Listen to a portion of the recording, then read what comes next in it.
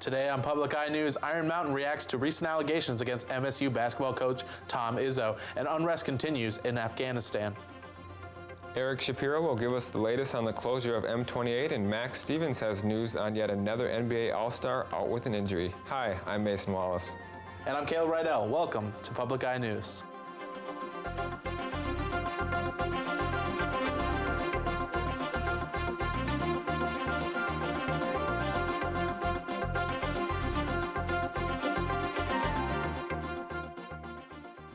This weekend, Northern Michigan University is hosting its annual Pump Up the Dome. This year will be Northern's 8th time hosting the event, which has been going on since 2011. The event contains more than 40 inflatable games and activities and a toddler area for smaller children. General admission is $12. Kids 4 and under are $7, and accompanying adults are just $1.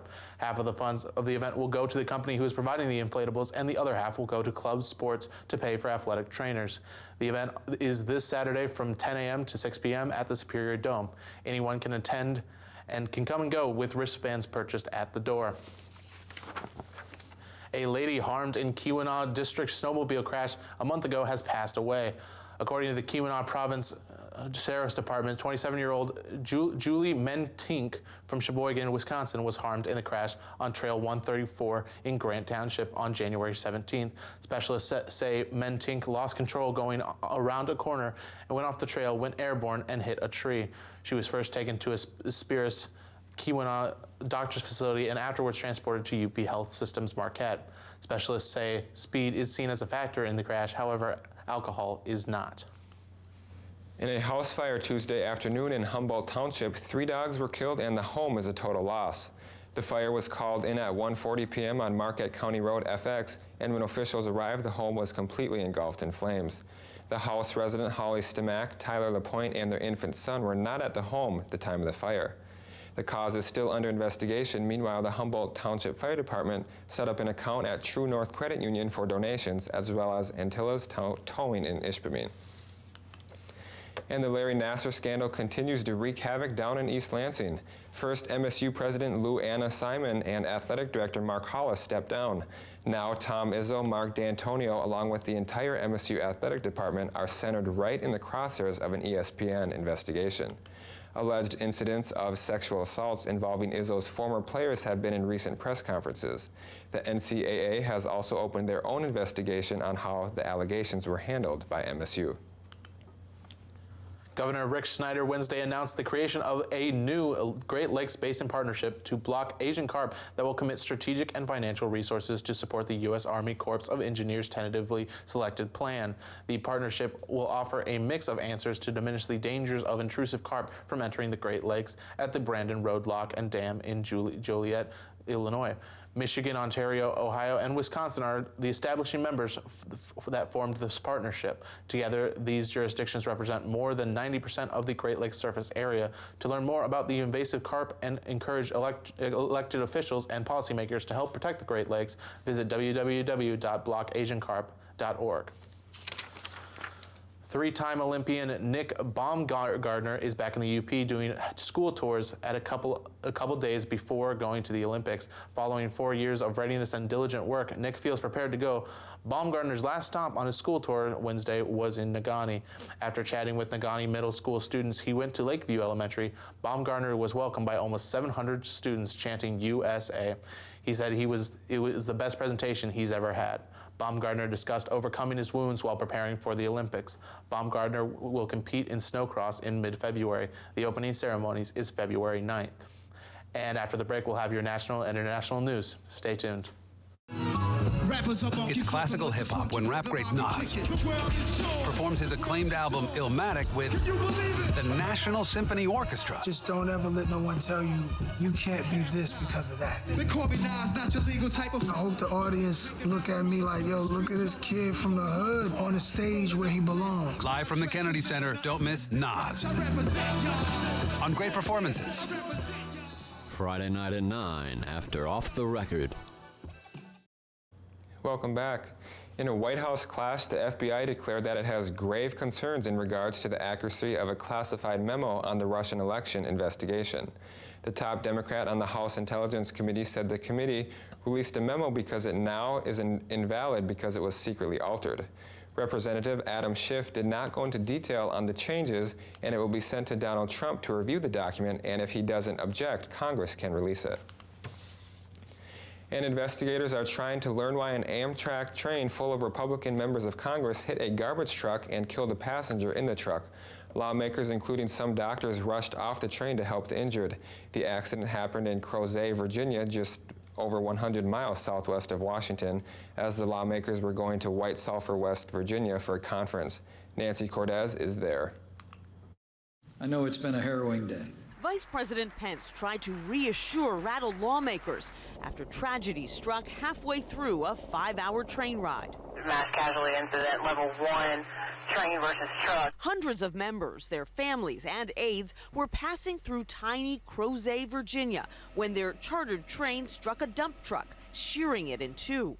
Boom, jarring type of both sound and feeling, strange, almost like an explosion. Lawmakers, some of them doctors, rushed off the train to tend to the wounded. In one picture, you can see Representative Brad Wenstrup, a former combat surgeon, carrying a stretcher with Senators Cassidy and Flake. Members tried to save 28-year-old Christopher Foley, a passenger on the truck. We attempted to resuscitate him, but I don't think for his family that he suffered. Kansas Congressman Roger Marshall tended to another passenger. We were able to keep a pulse, keep his a decent airway. NTSB investigators now on scene say it's unclear why the truck was in the train's path. We also consider distraction as a potential factor. The lawmakers completed their journey by bus as they tried to get back to work. The House chaplain was on the train as well, so there was the ability to administer last rites. And all in all, it was a pretty tough day. An official in Afghanistan says that there were 2 U.S. drone assaults on the Taliban targets in the southeastern province of Ghazni. The strike reportedly killed 26 insurgents and wounded 22. The drone assault happened on Tuesday during an offense in the Andar district of Ghazni's province, where the U.S. military came to the aid of Afghan security forces battling the Taliban. The first drone strike hit the building. The second struck an hour later after more Taliban had gathered at the scene. Among those killed was senior commander known only as Akhani, who ran the insurgency in Ghazni province. President Trump has denounced Pakistan for failing to crack down on terrorism, and now officials in neighboring Afghanistan say they have proof Pakistan has been harboring extremists. Terry Akita has the latest from London. Afghan intelligence officials have given evidence to Pakistan they claim shows ISIS and Taliban militants are trained and protected in that country. The Islamic State and the Taliban have claimed responsibility for several deadly attacks in Kabul and Jalalabad last month that killed nearly 200 people. The Afghanis say documents and witness confessions are proof that the Taliban is operating inside Pakistan and militant leaders are allowed to roam freely there. Pakistan denies the accusations. The surge in violence has raised new questions about U.S. relations with Pakistan. We have an enduring partnership and will work with the Afghan government to ensure that Afghanistan is able to prevent terrorists from exploiting its territory to threaten the world. There's no talking to the Taliban. President Trump has cut $2 billion in aid to Pakistan for what he says is a failure to crack down on militants attacking Afghanistan. Terry Okita, CBS News, London. And right after the break, we'll be back with your weather and sports. Stay with us.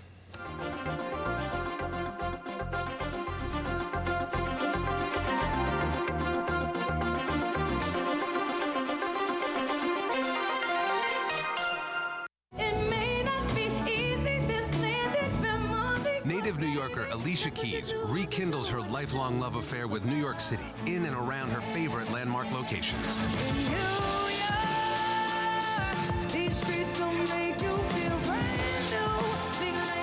Join Grammy winner Alicia Keys on Landmarks Live in Concert, a Great Performances special.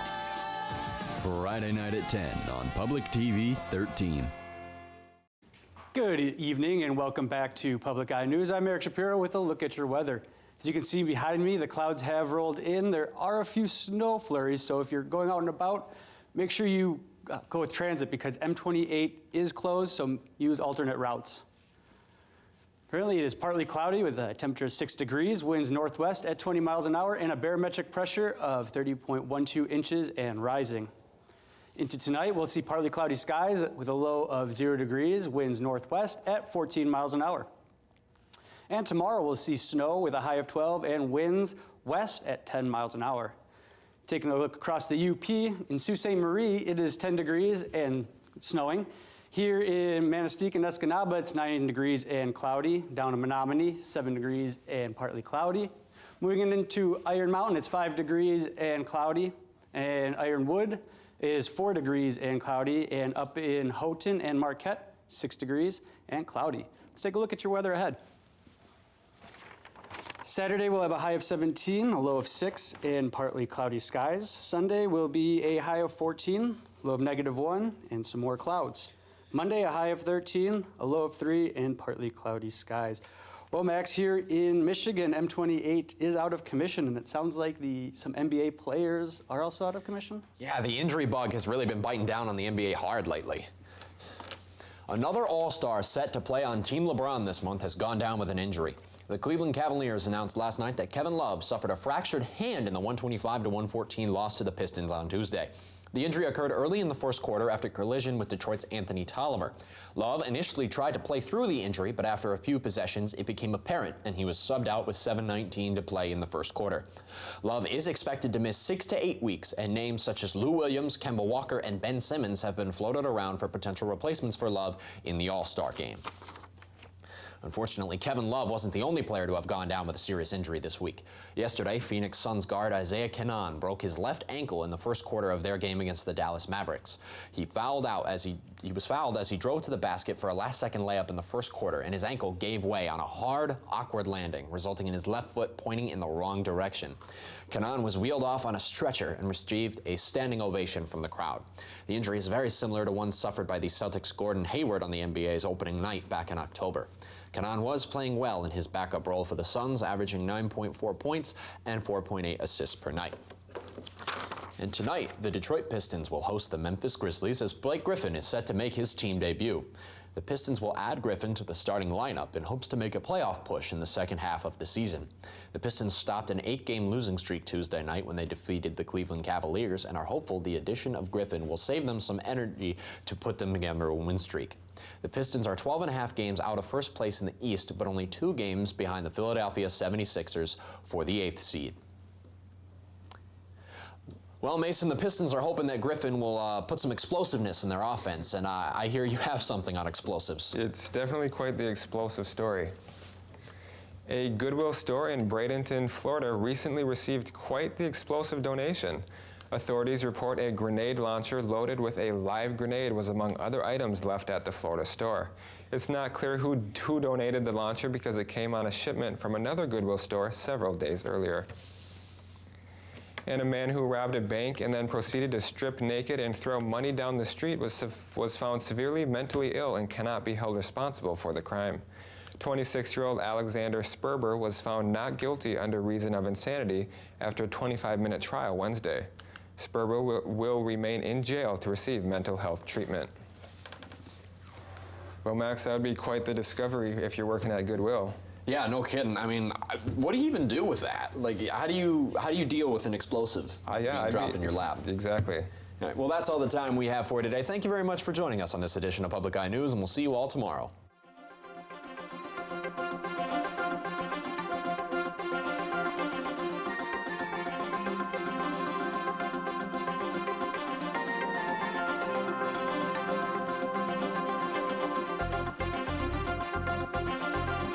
The preceding program was produced in studios located in the Edgar L. Hardin Learning Resources Center by WNMU-TV, Northern Michigan University Public Television.